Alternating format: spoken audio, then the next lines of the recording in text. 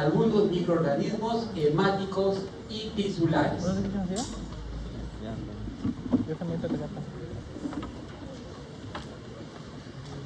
Cuando hablamos de este grupo de microorganismos, los que hemos seleccionado para esta mañana, les sugiero que presten la máxima atención porque van a ser su pesadilla. Porque seguramente han escuchado varias veces en la noticia de que de pronto yo llevo a un familiar al hospital por un problema de pronto infeccioso o fisiológico X, y de pronto reporta que en el hospital contrajo un microbio Y que empeoró su situación y terminó su vida. Vienen los juicios y quien siempre da la cara es el líder del equipo, el médico. De ese tipo de microorganismos vamos a hablar hoy día. Hemos seleccionado algunas bacterias y un honguito para hablar de ellos. Les sugiero su máxima atención para que puedan tomar las precauciones del caso y no terminen en ese tipo de problemas que generalmente tienen un final que no es feliz. Empezaremos con una bacteria muy conocida, ya es caserita en los hospitales, y es Pseudomonas aeruginosa, que tal como lo ven, es el agente causal de más del 7% de las infecciones nosocomiales globales. No solamente es un problema en Perú, sino un problema en el mundo. Es una pesadilla de la que no salimos hasta ahora. Cuando vemos sus características generales, vemos cosas que ya conocemos. Bacilo gram negativo, aerobio obligado. Esto es bien interesante, el aerobio obligado. Pero puede tener un crecimiento anaerobio en un medio con nitrato arginina. Eso le da características especiales, porque cuando escuchamos aerobio obligado, nos imaginamos de que de la superficie del cuerpo no podría pasar. Pero no es así. Cuando vemos que es monotrico y presenta por tanto un solo flagelo polar, ya nos imaginamos que es móvil, ya conocido, pero es un flagelo con una potencia más alta que el promedio. Por eso es que vemos movilidad alta. Esa característica de movilidad alta lo dan generalmente los lofotricos, es decir, los que tienen un grupo de flagelos en un extremo. Pero este tiene un solo flagelo polar. Pero no es cualquier flagelo, porque además de tener una mayor fuerza de movimiento y de impulso, también tiene una característica nueva para nosotros, que es capacidad de adherencia en superficie, que lo vamos a ver dentro de un momento.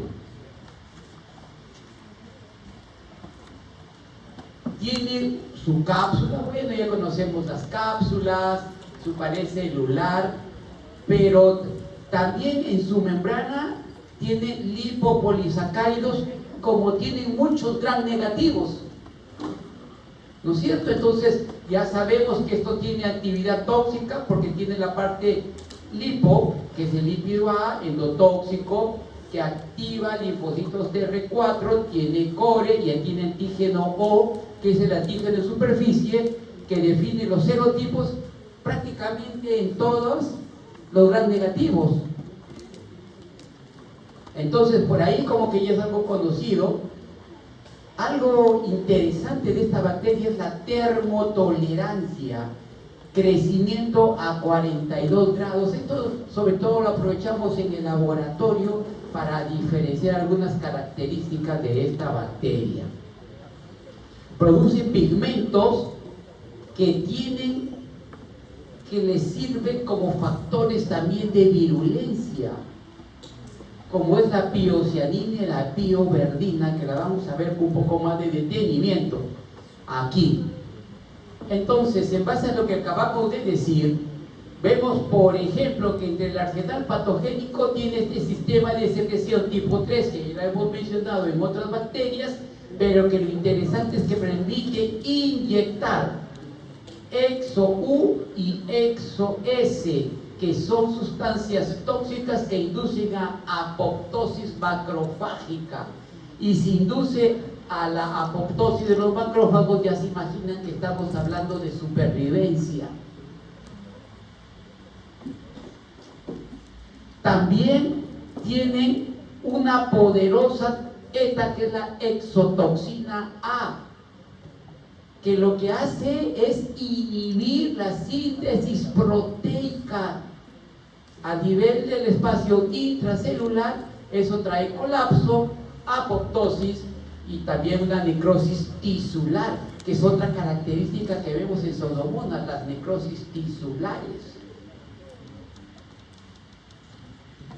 Tenemos elastasas como la LAS A y LAS B, que degradan colágeno y elastina. Fosfolipasa C, que es un poderoso surfactante pulmonar. Tiene estos pigmentos que les mencionaba, la piocianina, que es azul verdosa, que genera ROS, estrés oxidativo y paraliza cilios. Tiene pioverdina, que es un sideróforo, por lo tanto coge hierro.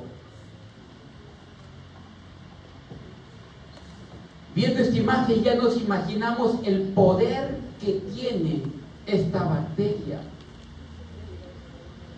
¿Dónde suele vivir? En los hospitales, clínicas, le encanta. Entonces, si a eso le sumamos esto y dónde le gusta vivir, ya vamos imaginando lo que les voy a contar a continuación. ¿Cómo empieza su infección?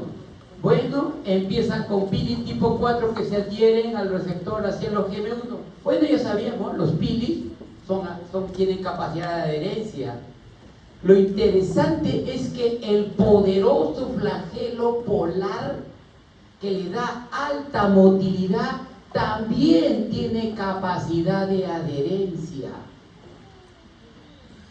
Entonces se adhiere también a estos mismos receptores y la bacteria se calma y libera señales químicos que coordinan el cambio a modo sésil. Entonces vemos que la bacteria deja de moverse, el flagelo poderoso que tiene se calma con estas señales químicas que empezaron con la adherencia a tejidos dañados o mucosas. Y en este estado sésil, con ese cambio químico que hay, comienzan a producir varios exopolisacáridos que pasan por alginato, PEL, PSL. PEL es un exopolisacárido que tiene bastante glucosa, y este PSL, que es de locus, para poder formar esta cúpula, esta matriz de exopolisacáridos que le llamamos el biofilm en inglés o biopelícula en nuestro querido idioma, que no es cualquier biopelícula, ya que con esta composición de exopolisacáridos bloquean anticuerpos y también bloquean antibióticos. Por lo tanto, cuando inicio el tratamiento y la bacteria esté en este modo, no esperemos lograr mucho.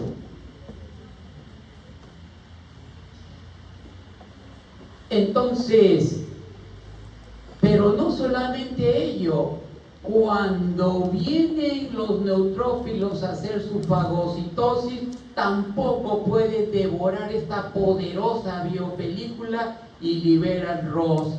Estos ROS, al ser liberados, ¿qué producen?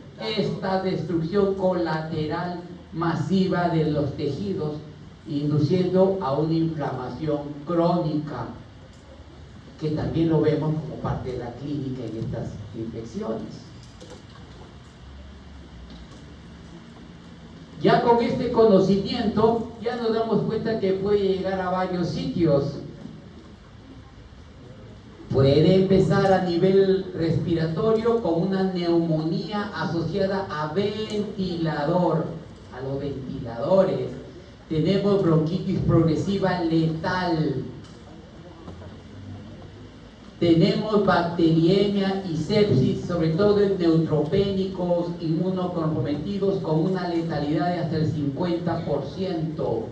A nivel de piel y tejidos blandos, cuando hay algún tipo de lesión y llega la bacteria a ingresar, entonces vemos un exudado azul verdoso en quemaduras graves, foliculitis por exposición a jacuzzi, hasta eczema gangrenoso. También pueden haber infecciones urinarias, otitis externa maligna muy asociada en diabéticos.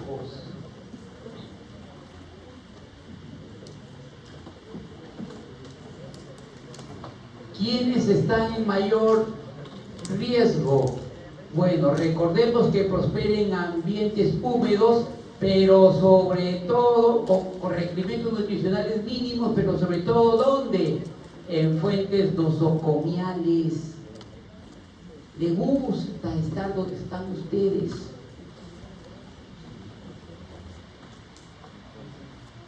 Grifos, lavabos, endoscopios, manos del personal y requerimientos nutricionales mínimos, porque ahí crea su propio microambiente con ese domo, con ese biopelícula, su estado microambiente puede ir sobreviviendo.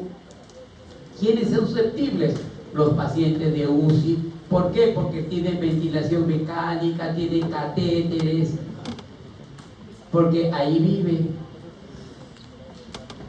Pacientes inmunocomprometidos, bueno, siempre cuando el sistema inmunológico está comprometido, todos los oportunistas aprovechan. Y Pseudomonas, por supuesto que no es la excepción. Y si nosotros de manera mecánica lo llevamos al interior del cuerpo para que tenga contacto con mucosas a través de distintos dispositivos, entonces ya está con el tema asegurada la bacteria.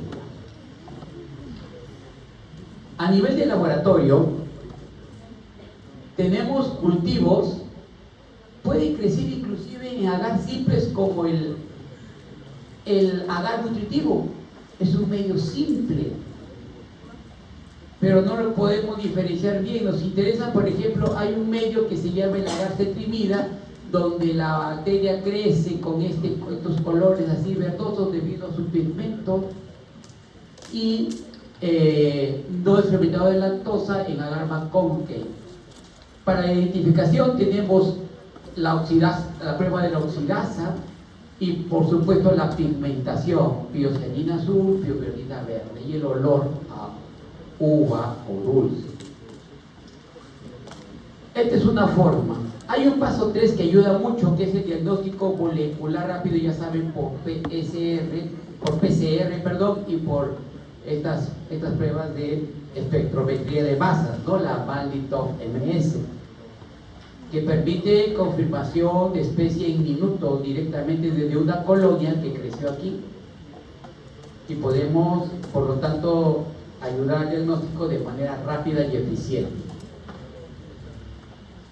Para el tratamiento, para infecciones sensibles, iniciales, controladas, tenemos que los de primera línea, los beta-lactámicos antiseudomónicos, como esta combinación bastante usada de piperacilina con tazobactam.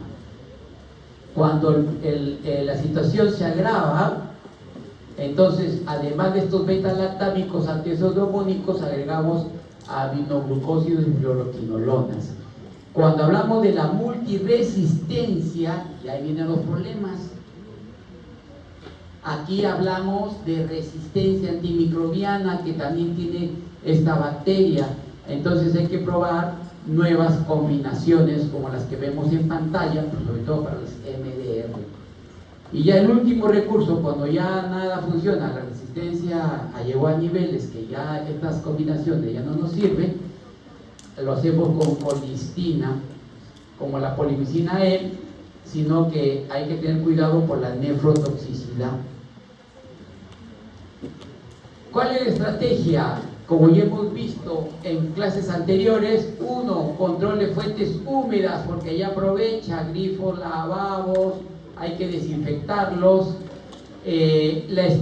Segundo aspecto, la esterilización rigurosa, sobre todo de cualquier cosa que le vamos a introducir al paciente, endoscopios, catéteres, respiradores mecánicos, para prevenir justamente esta formación temprana de las biopelículas que les mencionaba al inicio. Y la tercera, recuerdan el stewardship antimicrobial que ya le hemos explicado, ¿no es cierto? Ese uso responsable de los antibióticos para evitar justamente estas cepas, las MDR. ¿Qué desafío clínico tenemos? Es increíble que estemos hablando de desafíos clínicos en un patógeno oportunista, porque hasta hace algunos años los desafíos clínicos iban respecto a los patógenos verdaderos,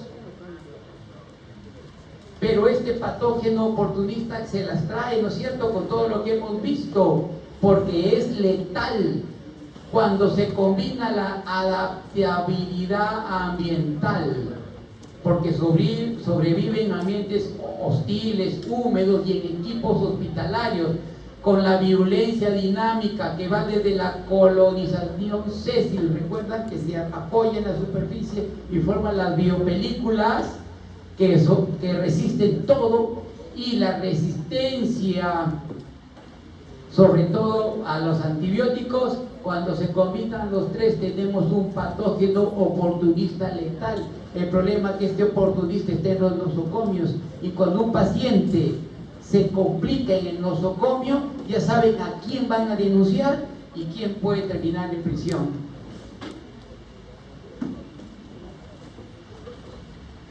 La segunda bacteria, aquí la primera me he tenido un poquito más para poder acelerar las otras, porque los mecanismos ya son parecidos. Aquí tenemos otro oportunista que también se las trae, y por eso las hemos seleccionado en esta mañana. Acinetobacter baumannii. ¿Qué dice? Patógeno de prioridad crítica en infecciones nosocomiales y hemáticas. Otro dolor de cabeza, una pesadilla más a la historia.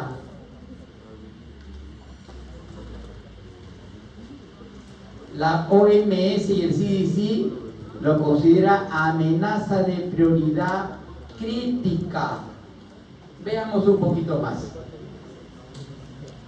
Aquí vemos una característica, la metamorfosis morfológica. Este es un bacilo, gran negativo, pero vemos que dice retención variable del tinte de cristal violeta. Se entiende que los gran negativos no lo retienen, lo pierden. Pero aquí vemos que dice retención variable. ¿A qué se refiere? Porque cuando esté en fase de crecimiento rápido, vemos la bacteria un poco más alargada, y cuando ya llegó al sitio donde quiere llegar y está en una fase estacionaria, que es adaptación al estrés y supervivencia, se encoge un poco y los colorantes ya no migran fácilmente.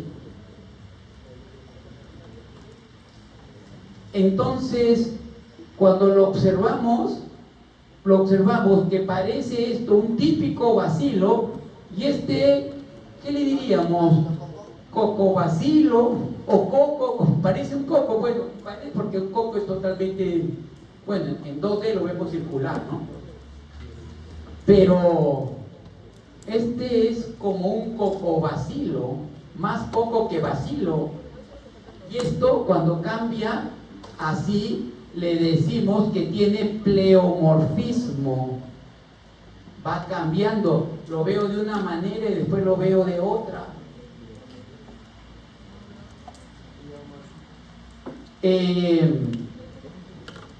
No es móvil, pero presenta twitching motility por Pili tipo 4, y eso también es algo evolutivo importante que ha hecho esta bacteria, que es recuerden, estamos hablando de oportunistas que no han desarrollado todavía, pero lo están haciendo. Este twitching motility se refiere a que este Pili tipo 4 pasa por 3 fases. Una que se llama de extensión, lo extiende hacia un lado. Si yo fuera esta bacteria, entonces lo extiendo, luego viene adhesión y luego retracción, y me estoy impulsando. Estas 3 fases es lo que conocemos como el twitching motility con Pili tipo 4. Entonces, ¿qué estoy haciendo? Desplazamiento. Una bacteria que no debería desplazarse porque no tiene flagelos, sí lo hace.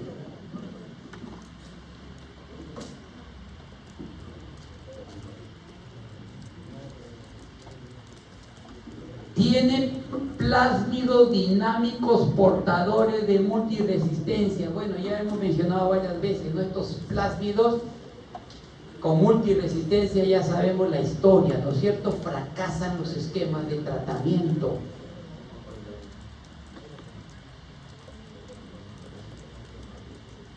Aquí un detalle interesante: el pleomorfismo y tinción de gran variable, porque a veces no lo retiene y lo veo como un gran negativo, y a veces retiene un poco cuando está así, y entonces, oye, este no parece gran negativo, no sé qué decirte. Induce a error, confundiéndose con cocos gran positivo, porque lo veo más cortito y veo que retiene un poco el colorante, entonces parece un gran positivo, pero no lo es. Este es algo de transición nada más, pero induce error. Entonces tiene una condición más para sobrevivir, porque si yo me voy, diagnostico coco gran positivo y doy tratamientos para gran positivo, esta bacteria es una gran negativo, pues contenta está, le estás dando cualquier cosa que no le afecta.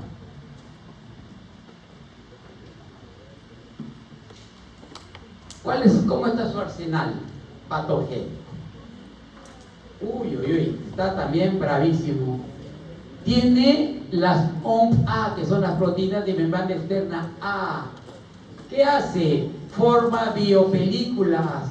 Oye, como pseudomonas, que también es patógeno oportunista letal. Sí. Induce apoptosis celular hospedera.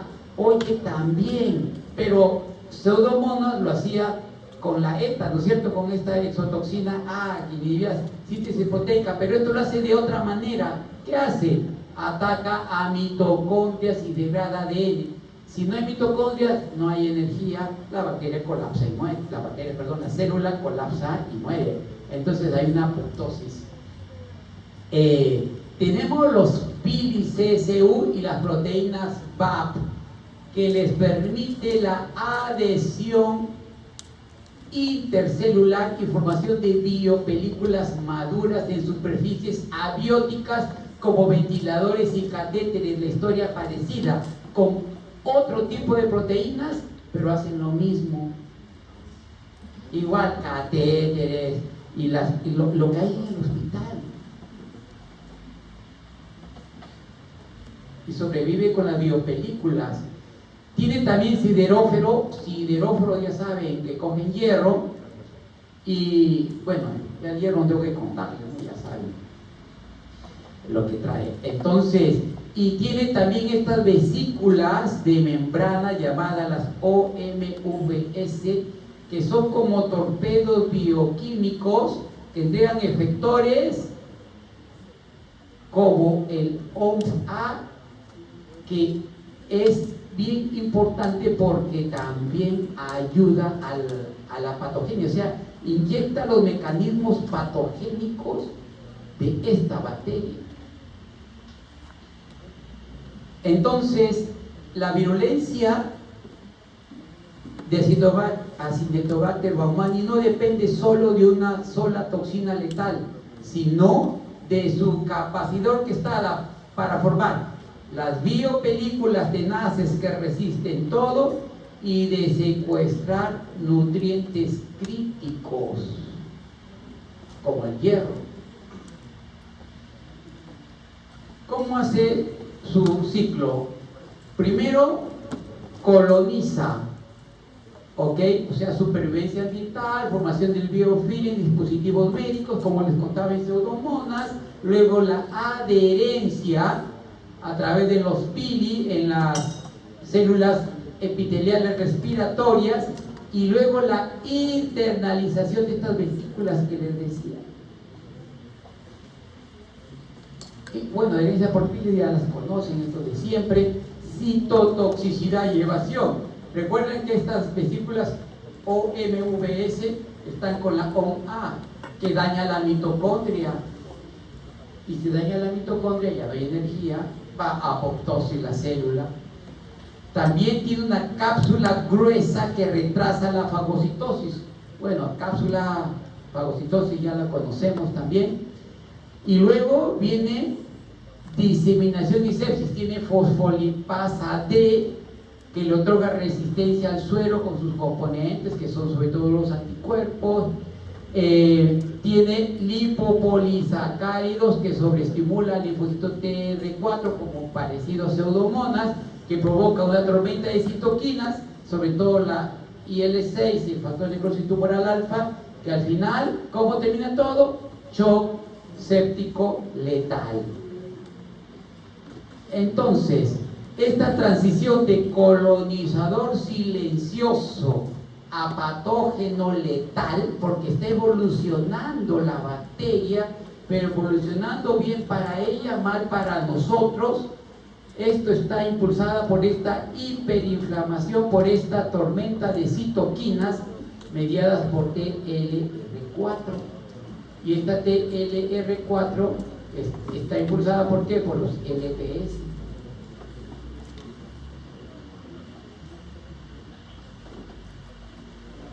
¿Dónde afecta? ¿Qué problemas ocasiona en el paciente? Neumonía nosocomial. Ya la sola definición ya nos dice bastante. Neumonía nosocomial asociada a la ventilación mecánica prolongada en la UCI. Tremenda especialidad para ir a UCI, ¿no? Todo lo que tendríamos que enfrentarnos.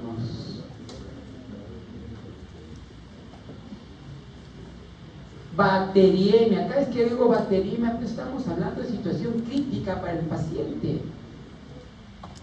Sepsis, secundario a esta neumonía, ¿ok?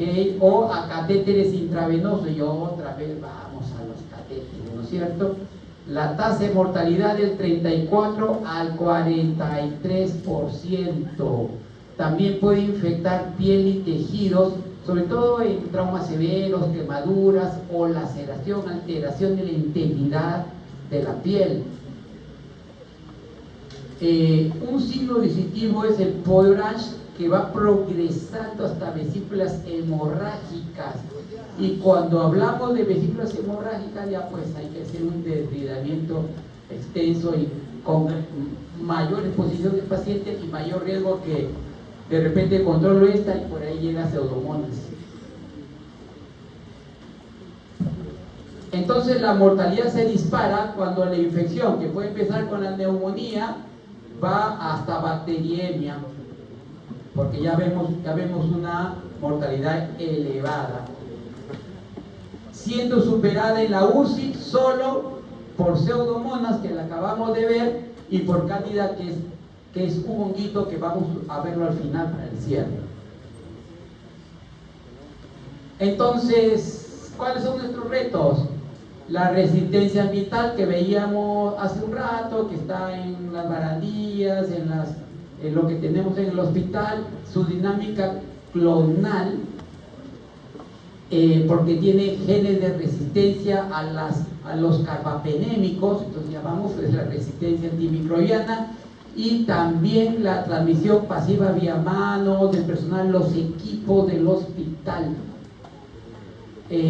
Bueno, y ya saben esto de los carbapenémicos, que ha estado siempre en contacto y ha llegado a un darwinismo acelerado. Darwinismo acelerado es una expresión, ¿no?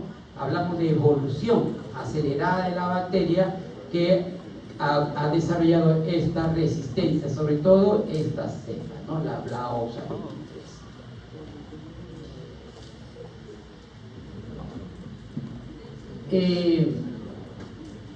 Tenemos varias pruebas para el diagnóstico ya en el laboratorio, como el MALDI-TOF, ya saben, la espectrometría de masas, que es rápida, con una precisión del 82.5%, pero no detecta susceptibilidad antibiótica.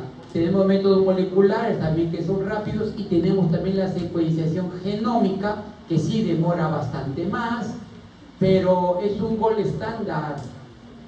Pero el problema son, en nuestro país, los precios y sobre todo el tiempo. El tiempo es clave para este tipo de problemas. Entonces, el retraso diagnóstico cuesta vidas. MALDI-TOF, identificación inmediata, pero se requiere la biología molecular rápida para predecir resistencia, y esto demora.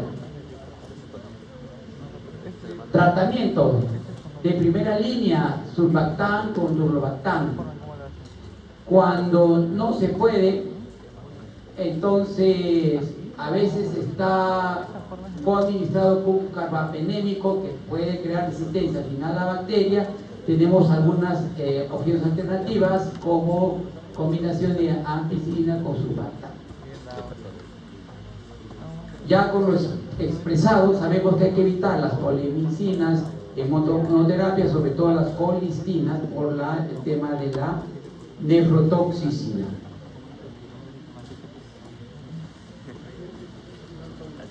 ¿Cuáles son nuestros retos que tenemos que ir afrontando? El cribado activo, es decir, búsqueda activa de portadores asintomáticos. No vaya a ser que termine mal cuando estén en el hospital y ya saben a quién le van a echar la culpa. El aislamiento estricto de pacientes pues, que están con este problema, la higiene ambiental y el stewardship antimicrobiano, que ya le hemos explicado. ¿Qué ha hecho esta bacteria para sobrevivir? Ya en resumen: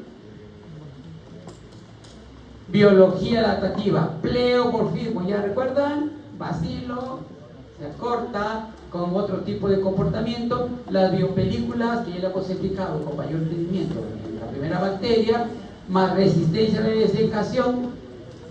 Tenemos el arsenal genético, que tiene plásmidos que crean resistencia antimicrobiana. Tenemos las enzimas OXA. Tenemos, en resumen, el oportunista perfecto, con una mortalidad mayor al 40% en bacteriemias y resistencia panmedicamentosa, o sea, resistencia que va creciendo. Oportunista perfecto. Eso debería quitarnos el sueño, porque oportunista perfecto ya es el paso previo inmediato a patógeno verdadero. Es decir, que llega al humano y ya fue.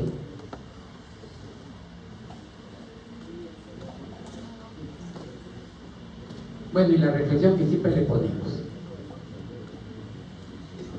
vayamos a Klebsiella neumonía. Empezamos con Pseudomonas, oportunista, bravísimo.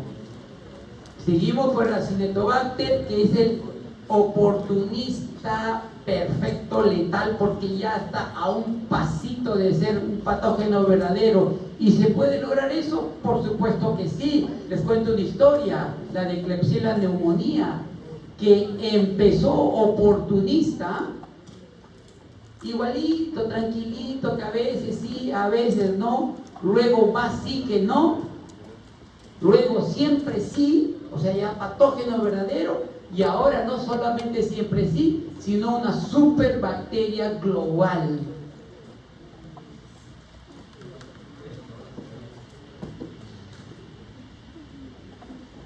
Bacilo negativo, chévere, y hacemos sus medidas. Pueden estar aislados, en pares o en cadenas cortas. Bueno, genial. Es inmóvil, anaerobio facultativo, fermentador de lactosa, tiene una cápsula prominente, importante, de aproximadamente 160 nanómetros de polisacáridos, que bueno, esto nos sirve cuando hacemos coloración de cápsulas, se ven como unos halos incoloros. Genial. Bueno, la cápsula, ya me voy imaginando que esta bacteria debe sobrevivir fagocitosis, ¿no? Ya nos imaginamos todos ello. Y entonces, ¿qué tiene de interesante esta bacteria? Que hemos dicho que es una superbacteria. Bueno, ahí empezó con cápsula. Vamos a ver qué más encontramos. Además de la cápsula, que ya saben, sobrevive de fagocitosis, también sobrevive a complemento. Me ha permitido diferenciar varias cápsulas, porque son tan gruesas que hay algunas variantes, y ya hay 77 serotipos, siendo K1, K de Klebsiella, K1 y K2 fuertemente asociados a cepas hipervirulentas, porque la fagocitosis no le hace nada y el complemento tampoco. Pero ese es uno de defensa. Los otros, los lipopolisacáridos, que tienen los gram negativos, que ya la conocemos de siempre, que actúa como barrera contra la muerte mediada por suero, ya sabemos, tiene actividad tóxica, sobrevive en suero y desencadenan cascada inflamatoria sistémica, que les expliqué un poquito en la bacteria anterior. Tiene sideróforos, o sea, los que roban hierro.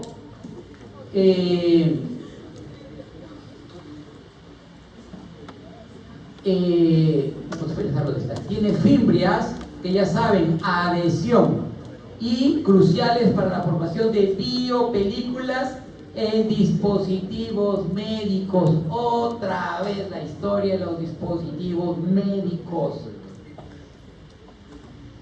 Entonces ya no les cuento dónde viven, ¿no? Dónde paran. Muy bien, ahí tenemos la respuesta obvia.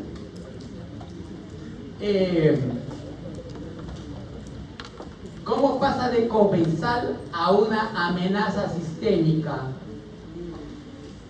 Todo comienza con una colonización que recibe silenciosamente en la nasofaringe y el tracto gastrointestinal. Ahí está, tranquilo, lo encontramos. Hay un montón de trabajo de investigación en la isla, y está ahí, silenciosa. ¿Cuándo se activa? Cuando la microbiota se altera o hay inmunosupresión. Y para que la microbiota se altere, ese es el pan nuestro de cada día, ¿no es cierto? Porque, como les mencionaba, todo empieza desde nuestra alimentación. Eso altera nuestra microbiota, y ya hemos visto en clases anteriores cómo la microbiota define si un patógeno verdadero o un oportunista va a producir daño, y si el daño es leve o severo en el paciente. La microbiota, recuerden que la microbiota es la que manda. La microbiota son por lo menos 7 veces más en número que nuestras células. Entonces ya saben quién manda, quién decide. Y por supuesto de inmunosupresión, están llevando inmunología, no tengo que contarles las consecuencias de una inmunosupresión, todo se empeora. Entonces, ¿qué hace esta bacteria? Cuando viene un macrófago y la fagocita, ¿qué hace? Establece una vacuola que contiene a Klebsiella dentro del macrófago. Por lo tanto, es una vacuola con receptores modificados, porque es de Klebsiella. Por lo tanto, no se puede unir al lisosoma. Y si no se une al lisosoma, ya sabe, no hay lisis, no pasa nada. La bacteria está haciendo un paseíto, está que coge un Uber, marca macrófago, y manipula la autofagia celular para sobrevivir sin ser degradada. Cuando las cosas se empeoran, induce a la autofagia celular y sale. Y se mete en otra.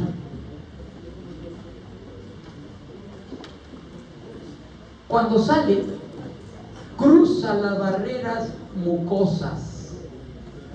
¿Cómo hacen? Translocan desde el intestino, vienen por acá y llegan hacia el hígado vía circulación portal, resistiendo pues a los macrófagos, ¿no es cierto?, a las células de Kupffer.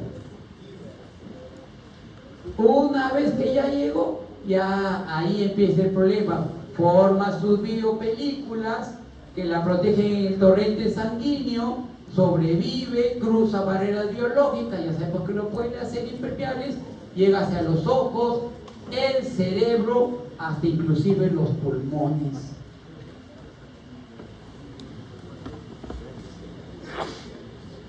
Y entonces tenemos la Klebsiella clásica y tenemos la Klebsiella hipervirulenta, que es el cambio, la evolución. Esta es la superbacteria. Esta es la Klebsiella clásica, la serie clásica, y el HV de la hipervirulenta, ¿no? KP de Klebsiella pneumoniae. El paciente típico en la clásica, los inmunodeprimidos, diabéticos y todo el mundo que tenga alguna situación apropiada para un oportunista, peor será para una Klebsiella. Produce neumonía lobar superior derecha, ¿no es cierto? Hay una manifestación que nos ayuda en el diagnóstico, el esputo en jalea de Grosella. Produce itus asociadas a catéteres y que se puede complicar hasta llegar inclusive a una insuficiencia multiorgánica que con una elevada mortalidad impulsada por la multiresistencia. Todo este cuadro se ve feo, porque hablamos hasta de mortalidad. Ahora veamos en la hipervirulenta. Acá no me interesa si tienes inmunodepresión o no, no me interesa si eres diabético, estás desestabilizado, no me interesa tu microbiota, que recuerden, manda. Esta es tan brava, la hipervirulenta, que en individuos sanos y jóvenes. Recuerden que nuestra etapa más poderosa inmunológicamente hablando es la juventud. Todo funciona al máximo. Esta se ríe de tu sistema inmunitario. Ingresa y ya fuiste. Empieza con un síndrome de absceso hepático piógeno e infección invasiva, sin patología biliar previa, o sea, este no avisa, de frente, absceso hepático piógeno.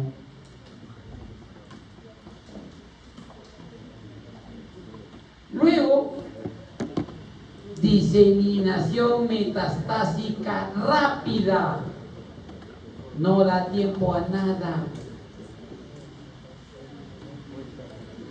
Se complica con meningitis, fascitis necrotizante. Esta sí está bravísima. Y empezó como oportunista. Luego como un patógeno normal, con la Klebsiella clásica, y luego ya mutó a una hipervirulenta. Vamos a los datos.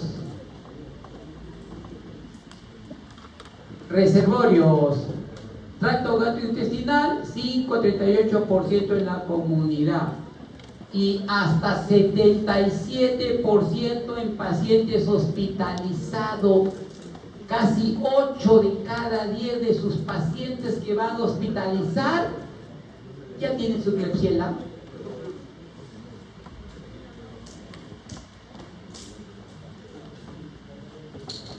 En nasofaringe, 1 a 6% de la comunidad, 19% en pacientes hospitalizados. 2 de cada 10 de sus pacientes hospitalizados ya lo tienen nasofaringe y casi 8 de cada 10 ya lo tienen el gastrointestinal. ¿Qué creen que se viene?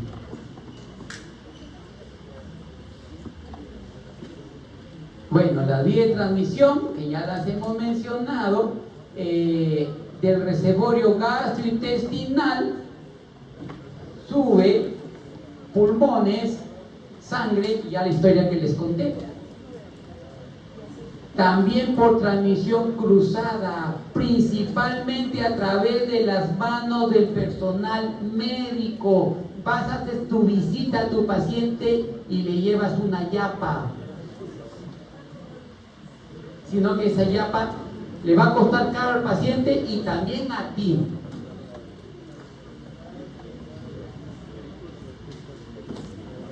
Entonces, de un patógeno puramente nosocomial, con esta hipervirulenta tenemos una emergencia global comunitaria combinada con resistencia a antimicrobianos sin precedentes.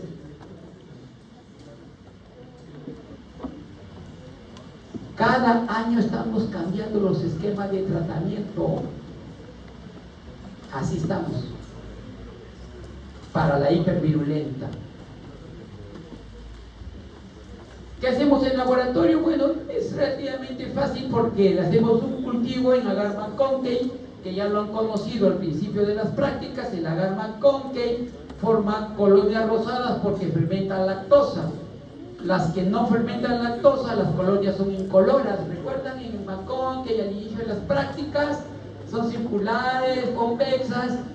Pero lo importante es hacer el string test o prueba de la cuerda, que cogemos el asa, la pegamos un poquito a una colonia y levantamos.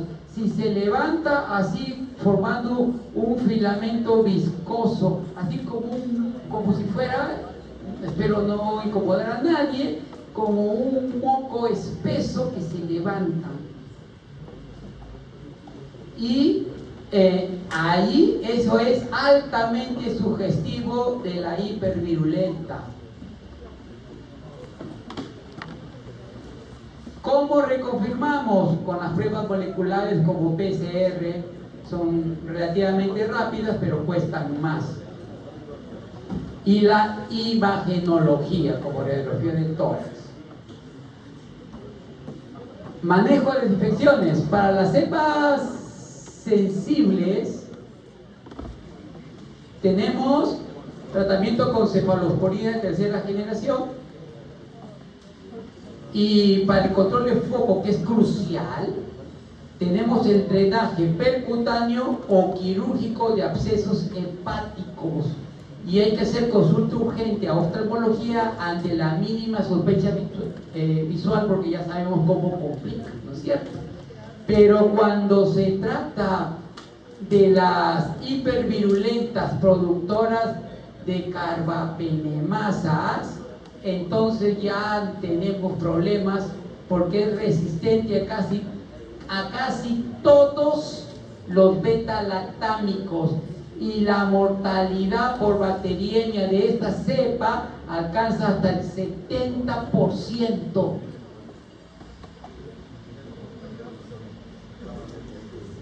Entonces ya se imaginan de lo que estamos hablando. Entonces, ¿qué le doy? Bueno, tienes que usar una terapia combinada según el antibiograma. Ahí estás con laboratorio al lado diciendo, prueba, ¿cómo vas? Hasta ahorita con ninguno, todo es resistente. De repente, ¿cómo? Ya encontré uno que es intermedio y lo intentas, porque si no el paciente lo pierdes. Antibiograma constante ahí porque hasta encontrar el antibiótico. O sea, no tenemos ya un plan. ¿Por qué? Porque hemos dicho que tiene una amplia resistencia antimicrobiana acelerada, potente.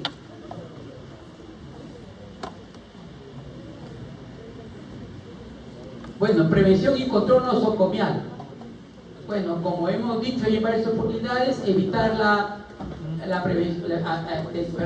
aplicar prevención cruzada, ya saben, higiene de manos, no le lleves regalitos que no quiere a tu paciente con tus manos. Control de la fuente, hablamos de retiro temprano y rutinario de catéteres urinarios, intravasculares. Obviamente, acá no lo decimos, pero creo que no está de más, ya lo saben, enfatizar bien en la esterilización de todos estos dispositivos y la vigilancia epidemiológica activa.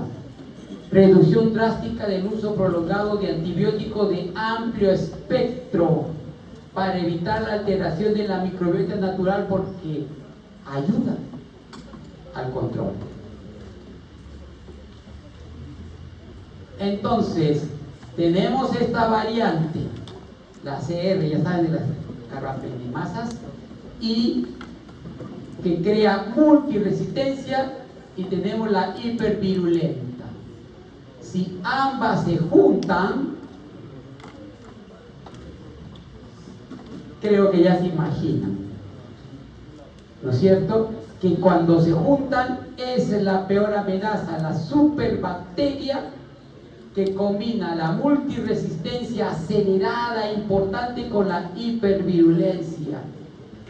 Entonces vamos a tener diseminación metastásica imparable, ya no tenemos más que hacer. Imposibilidad de tratamiento farmacológico estándar, tenemos que estar con laboratorio cada rato, prueba otro antibiótico porque quiero ver tus antibiogramas y la vigilancia global inmediata. Bueno, esta sí es una bacteria histórica. De seguro que la han escuchado, ¿no es cierto? ¿Dónde la han escuchado? En TikTok. Yo sé que todos saben. ¿Alguien me dice? Muy bien. Ya nos hizo recordar al doctor Carrión, ¿no es cierto? Muy bien. Bartonella bacilliformis. Solo para recordar, esto voy a tratar de hacerlo un poquito rápido porque esto creo que todos han leído, ¿no? Un estudiante de medicina, tercer año, que no haya leído de Bartonella, es bien difícil, ¿no? El agente, generalmente la proteobacteria de su grupo alfa 2, Cocobacilo pleomórfico. Es decir, a veces lo veo más alargadito, a veces más cortito y a veces un poquito arqueado. Pleomórfico, gran negativo, y esta característica, el parásito intracelular facultativo que le ha permitido lograr lo que logró y lo que le hizo pues al doctor Carrión, ¿no es cierto?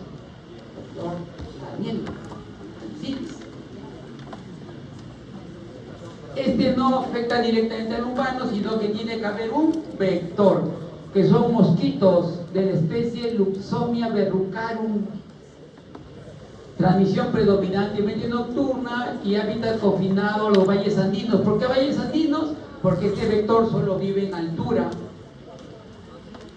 Lo bajas acá a nivel del mar y no sobrevive. Entonces el que realmente limita todo es este vector.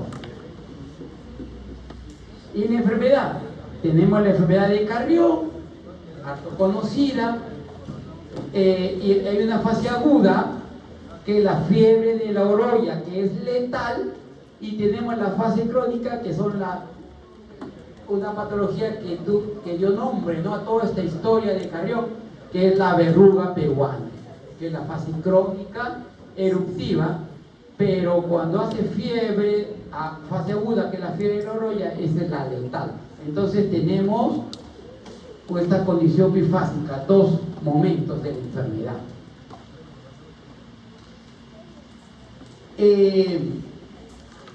Flagelo lofotrico, entonces debe tener una alta movilidad, ya lo sabemos. ¿Y por qué alta movilidad? Para la búsqueda e invasión de eritrocitos, porque los eritrocitos que circulan, ¿no es cierto? Entonces, wow, esto va pero a toda velocidad. Bueno, como ya lo dije, bueno, el genoma ADN circular, que es algo típico de las bacterias, ¿no? Las bacterias tienen ADN circular, con un alto contenido de adenina, timina, que es un rasgo evolutivo clave para microorganismos altamente dependientes del huésped cuando se eleva esto.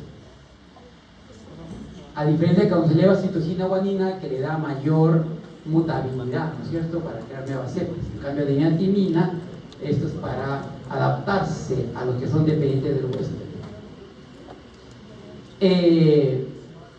Bueno, ya gran negativa, pero interesante, el crecimiento extremadamente lento. La incubación no dura 24 horas, como sucede con las bacterias que ya hemos visto hasta hace poco, sino que requiere, que hemos visto hoy día, ¿no? Porque en otro momento han visto, por ejemplo, a Mycobacterium tuberculosis, que también es lento. Esta requiere de 1 a 6 semanas de incubación en medios que tengan sangre, porque necesita sangre, ¿no es cierto? Necesita su hierro, necesita su zinc, necesita sus factores.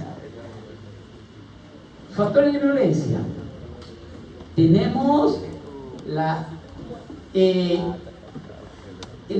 IALB, que es la invasión asociada al locus B, que es un factor crítico, es una proteína que expresado en la superficie celular, que permite la invasión física directa, es decir, que llega y se mete en la célula, haciendo lo que llamamos parasitismo intracelular eritrocitario.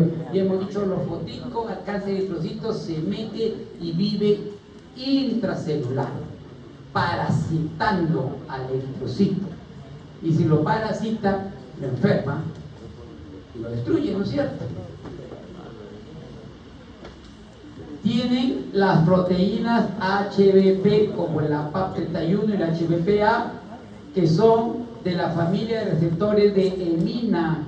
¿Qué hacen? Extraen el hierro, o sea, actúan como sideróforos, ¿no es cierto? Entonces, pero lo interesante es que además de extraer hierro, también actúan como adhesinas para fijación celular. O sea, no solamente depende de pili, sino que también tiene otras moléculas adicionales que les permite que al primer contacto con el eritrocito ya se pegó. No importa que estés migrando a alta velocidad el eritrocito, ya está ahí. Ya lo alcanza, se pega. Tiene deformina, que aquí vemos en este gráfico, que es una proteína extracelular que causa deformación en el eritrocito, produciendo estas indentaciones que vemos acá, y que sirve para que acá, o sea, ni bien toca el eritrocito, se deforma y como que queda como atrapado, como fijado para adherirse, entonces, y luego poder ingresar. Y tiene las proteínas BRP, que son también adhesinas autotransportadoras triméricas que facilitan la autoaglutinación, la evasión inmunológica y una potente inducción de respuestas proangiogénicas y vasoproliferativas, y esto le da las condiciones para que siga afectando más eritrocitos.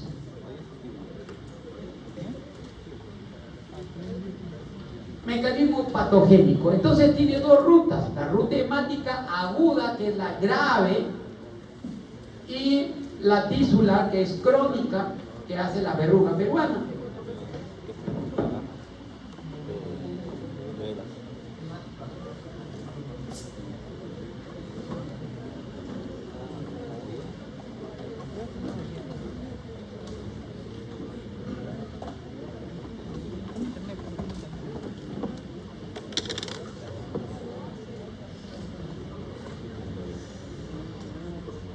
A ver, joven, vamos a avanzar un poquito más, ya está quitando mi tiempo.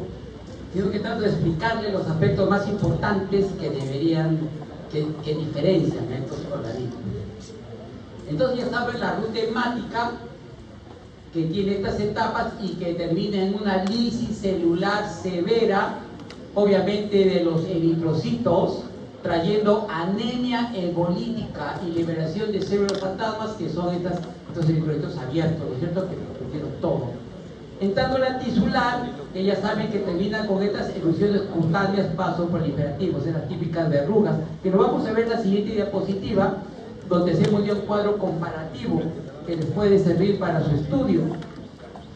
Entonces, en la fase aguda, la fiebre de la oroya, tenemos que su blanco celular, los eritrocitos maduros, a donde ingresan y producen lisis masiva y dispersión esplénica. Hay fiebre, palidez, ictericia, obviamente se está destruyendo, haciendo hemólisis, hay ictericia. Hay hepatoesplenomegalia, también esperado, con una destrucción tan acelerada de eritrocitos, con una letalidad que puede llegar hasta el 88% de mortalidad cuando no hay intervención terapéutica. Y hay además inmunosupresión celular transitoria y profunda, lo cual al paciente lo pone vulnerable para que si hay por ahí algún oportunista, aproveche su oportunidad. Ya para la fase crónica, que es la verruga peruana, ya es un poco más tranquilo. Ya no solo de eritrocitos maduros, sino células endoteliales, donde hay hiperproliferación y angiogénesis, hay erupciones cutáneas, o sea, para ir formando ya las verrugas.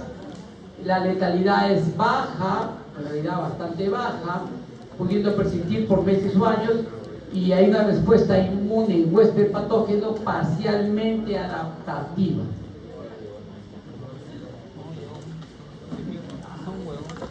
La crisis oportunista, y es el mensaje importante de esta Bartonella bacilliformis.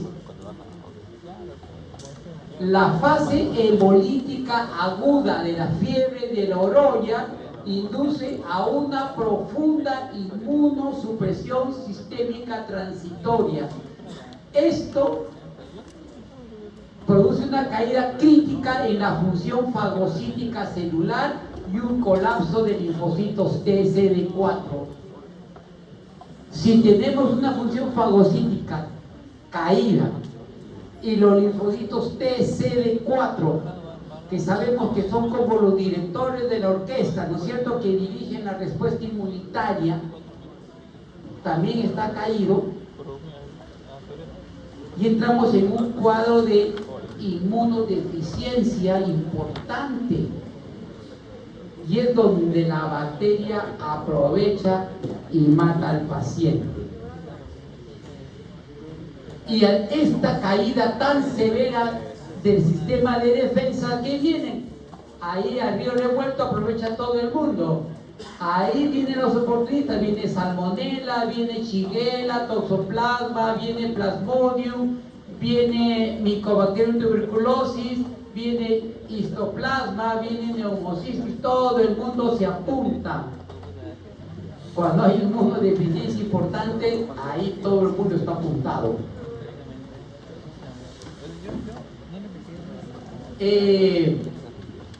Bueno, ustedes ya saben sobre las alturas, 1000 a 3200 metros por el vector, el reservorio humano es prácticamente el único reservorio vertebrado documentado. Y, oigan, también el tema ambiental, como el niño, el cambio climático está produciendo también cambio en la distribución geográfica de muchos vectores, incluyendo el de Bartonella, que es la luxomia. ¿Llegará luxomia a la ciudad? Leí un artículo hace algunos años, fue pandemia, fue 2018 por ahí, donde decía, va a suceder cambio de vectores. ¿Qué sucedió? Ya tenemos dengue en Lima. ¿Por qué? Porque el vector cambió, pues. Recuerdan que la cieneguilla no venía en San Cruz acá y ahora los vectores están cambiando su distribución geográfica. El día que el Luxomia venga acá, donde acá nuestro sistema inmunitario, nuestro cuerpo no conoce nada de Bartonella, los dejo para su imaginación lo que va a pasar. Para el diagnóstico tenemos PCR, tenemos inmunofluorescencia, tenemos ELISA, tenemos coloración de frotil de sangre, que es coloración Gienza, y tenemos también cultivo.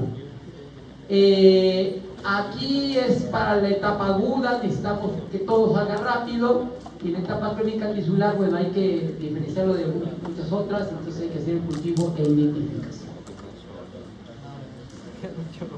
Para los protocolos, para lo que es la fiebre de Oroya, tenemos cipro o cloranfenicol, combinado a veces con beta-lactámicos, y para la fase crónica, que es la verruga peruana, tenemos primera línea rifampicina y alternativamente acitromicina o eritromicina. Para lo que es prevención y control de salud pública, ya todos sabemos, control de vectores. Si control de vectores, estamos bien. Barreras físicas como mosquiteros y diseño de vacunas, que ojalá salga una muy pronto. Y el enfoque integral, que siempre lo mencionamos, recuerden lo que les venimos diciendo clase tras clase: control el ambiente, y en este caso el vector también, controlar el patógeno, y al huésped humano tendremos salud. Vamos a Haemophilus ducreyi, una bacteria también bastante interesante, porque pasó de un patógeno de transmisión sexual, donde solo producía problemas a nivel genital, bubones, lo que vamos en linfogranuloma venéreo, ahora a úlceras pediátricas tropicales.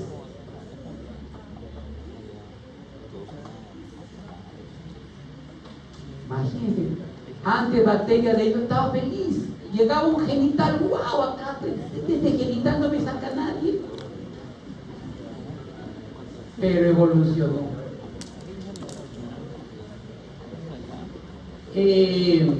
Cocobacilo gram negativo, generalmente se disponen cadenas paralelas, así como aquí, que parecen como las vías del tren, o a veces en agrupaciones así, que parece banco de peces, pero su cultivo es altamente exigente porque requiere emina, o sea, el factor 10. Se cultiva a estas temperaturas, requiere alta humedad y un ambiente microaerofílico. ¿Qué tiene para lograr su ciclo? Tiene estas proteínas, la LSPA1 y la A2, que son antifagocíticas, por lo tanto inhiben la captura por macrófagos. Tenemos estas, la DSRA y la DLTA, que resistencia al suero, o sea, evade complemento. Tenemos las HGBA, que es un receptor de hemoglobina esencial para robar hemo del huésped. Tiene la toxina distensora citoletal, la CDT, que destruye queratinocitos y fibroblastos. Y tiene hemolicina, que hace lo que se imaginan, hemolicina, ¿cierto?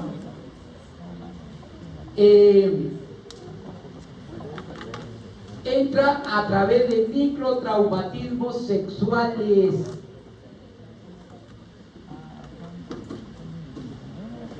O heridas cutáneas pediátricas, y esto es lo nuevo, porque los microtraumatismos sexuales ya conocidos, ¿no es cierto? esos preservativos con espuelas, pues, ¿no es cierto? Por ejemplo. Y todas las otras cosas que me imagino habrán leído para microtraumatismos sexuales. Pero aquí lo interesante, lo nuevo, lo que nos preocupa, son que entran también por heridas cutáneas pediátricas. Tiene que haber heridas porque la piel intacta es resistente. ¿Qué hacen? Microabscesos. Neutrófilos y macrófagos rodean la bacteria, pero Hemophilus nuclei resiste la fagocitosis por las proteínas que ya les dije. Luego hay un reclutamiento masivo de células inmunes formando una especie de collar. ¿Ok? Acá generalmente son neutrófilos y macrófagos que están aquí. Entonces, que forma una especie de una pústula dolorosa. Luego viene erosión tisular, que es una falla inmunológica para eliminar el patógeno, pues la pústula se rompe, formando una úlcera necrótica, la bacteria sale y espera otro sitio para seguir ingresando y seguir produciendo estas pústulas que luego se hacen como unos bubones. Entonces tenemos una doble identidad de esta bacteria, el chancroide, que es una infección de transmisión sexual que siempre la hemos conocido en adultos, trabajadores sexuales, contacto sexual directo, y al final produce una linfadenopatía inguinal supurativa, o sea, los bubones, como vemos. Pero también puede producir úlceras cutáneas en niños, úlceras en piernas, y hay una cicatrización crónica. El chancroide va cayendo y van creciendo las úlceras cutáneas en los niños. El diagnóstico es un poco complicado porque el reto clásico del cultivo es medio difícil hacer cultivos, tienen que usar medio cultivos específicos con una sensibilidad máxima del 65-80%. Entonces, ¿qué nos queda? Los PCR, que tienen más alta sensibilidad. Bueno, ya hemos visto los tres aspectos que siempre hay que tocar. Acá hay un poco el diagnóstico diferencial, hay que diferenciarlo de una vaginosis bacteriana, por este olor fétido, de una tricomoniasis, porque todo empieza en lo sexual. Y aquí quería enfocar la candidosis, que es lo que vamos a ver a continuación, que el perfil clínico es un exudado blanquecino y grumoso como requesón. Entonces, hay que saber la diferencia. Entonces hablemos de la Candida albicans, y ya para cerrar nuestra clase de hoy, ese ya no es bacteria, es un hongo. Los hongos una forma de clasificar los hongos es cómo van creciendo, si crecen unicelular o pluricelulares, y tenemos los mohos que son pluricelulares, por lo tanto pueden ser microscópicos o macroscópicos, en tanto que las levaduras, que es la otra forma, siempre como son unicelulares son microscópicos. Y siempre se dijo que eran o lo uno o lo otro, hasta que aparecieron los dimórficos, que son de una manera en cierto momento y de la otra, como hemos visto en otros, como histoplasma, ¿no es cierto? Y esto lo vamos a ver también ahora en Cándida, y vamos a hablar de la Cándida, que es un tema importante en nuestro país, la Cándida albicans, que coexiste pacíficamente en la microbiota del 50-80% de los humanos, pero es el responsable del 70% de las infecciones fúngicas mundiales, cuando las barreras inmunológicas fallan. Pero si siempre vive aquí, ¿qué pasa? Ya se imaginan que todo empieza cuando hay disbiosis. Y entonces esta bacteria sí se las trae, esta levadura sí se las trae, porque empieza como levadura unicelular, microscópica, que coloniza nichos superficiales, pero luego se va acumulando las levaduras una detrás de otra, formando estructuras alargadas que parecen hifas, pero no son hifas. Por lo tanto, le llamamos pseudo-hifas, pero ya se está organizando. Por eso le decimos estado de transición, para finalmente irse fusionando y ir produciendo una hifa verdadera. Es decir, pasó de levadura a moho, y por lo tanto, como ya tiene esta forma de hifas alargadas, ya puede hacer invasión profunda de tejidos. Este polimorfismo es su mayor arma. ¿Qué tiene? Adhesinas, ¿ok?, que permiten anclar a este hongo al endotelio y al epitelio del huésped. Tiene capacidad de alterar el pH extracelular a través de extrusión de amoníaco y capturar zinc, que es importante para su crecimiento y sobre todo para ir cambiando de levadura a moho. Tiene enzimas hidrolíticas que degradan membranas celulares, destruyen barreras tisulares y facilitan la penetración activa para capturar nutrientes. Y aquí una toxina bien interesante. Siempre hemos visto toxinas en bacterias, pero toxinas en hongo, acá tenemos la candidalicina, que es el primer péptido toxina fúngico humano descubierto. Cambió todo cuando lo descubrieron. ¿Qué es lo que hace? Crea poros en las células del huésped, causan daño necrótico y desencadenan respuesta inflamatoria a través de interleukin 1. Entonces todo empieza con la adhesión, luego comienza a formar la hifa, penetra activamente porque decimos que puede atravesar.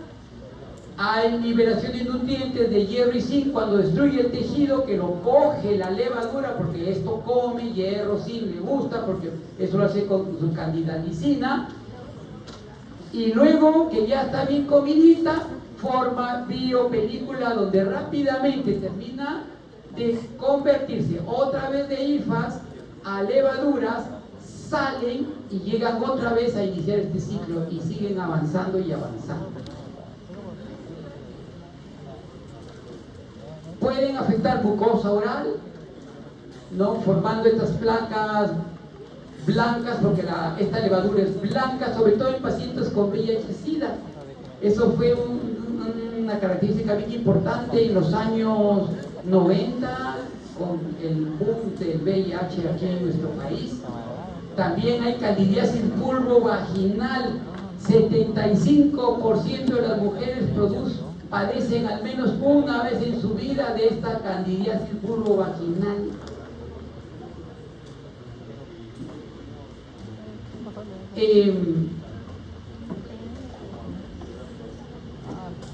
Para el diagnóstico de laboratorio tenemos el cultivo con hemocultivos o en agar-saburó. El agar-saburó y el crom-agar son medios de cultivo específicos para hongos. El más usado en nuestro país, saburó, pero también podemos hacer hemocultivos en estos medios. El crom-agar es ideal porque aísla directamente Candida albicans, formando estas colonias verdes. Rápidamente lo puedo diagnosticar. Puedo determinar biomarcadores serológicos, o también puedo usar lo importante que es PCR en tiempo real. Permite identificación rápida y específica de especie. ¿Por qué de especie? Porque Candida albicans no es la única cándida que afecta. Tenemos también Candida tropicalis, Candida pseudotropicalis, Candida krusei, varias cándidas que están evolucionando poco a poco. La que más ha evolucionado es la albicans y por eso es que estamos hablando de él. Para el tratamiento, en primera línea tenemos los azoles, y para un tema sistémico invasivo tenemos las equinocandinas, que son más específicas. Ya saben, como siempre, control del huésped, evitemos las disbiosis. Hay hartos trabajos de investigación que dicen que esta candidiasis vulvovaginal es producida específicamente, principalmente, casi en todos los casos, por la disbiosis, por higienes inapropiadas. A veces se utilizan compuestos químicos que arrasan con la microbiota vaginal, sobre todo la bacteriana, que esa hace mantener un pH que es insoportable para la cándida, y de ahí no pasa. Entonces, a cuidarse desde ese punto de vista. También retiro temprano o reemplazo de catéteres venosos centrales y sondas urinarias, porque no se forman biopelículas, y ya toda la historia que les he venido contando toda esta mañana. Les agradezco por su atención.